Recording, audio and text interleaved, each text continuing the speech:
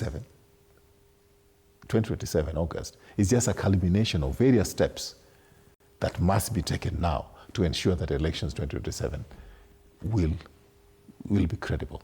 Do you think we're going to have or rather we have an IEBC where Kenyans are going, it's so believable to Kenyans and the faith of Kenyans. You know, Kenyans lack trust in the IEBC, owing to the reality that you say that it's a process.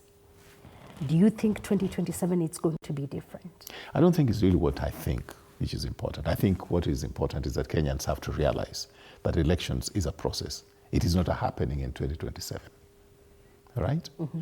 And, you know, I've been a Secretary General of a party, and I was involved in running primaries, getting people to choose the candidates.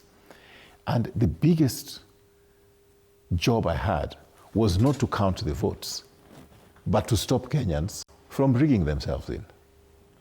Mm-hmm. So that, I mean, I compare, I was one time in the UK when there was an election. I was living there at that time. And you go to the polling station, and is a primary classroom or a nursery class, local nursery classroom. The returning officer is a nursery school, a lady nursery school teacher. There are no guns, there are no police, all right? Yeah. And the only identification they needed was that you live there. Then they'll give you the ballot paper. And that time, just to prove that you lived there, they only needed a stamped envelope with your name. Mm-hmm. And then they gave you the ballot paper. The culture is different from the culture we have here. The culture we have here is that you get to that position, the ends justify the means.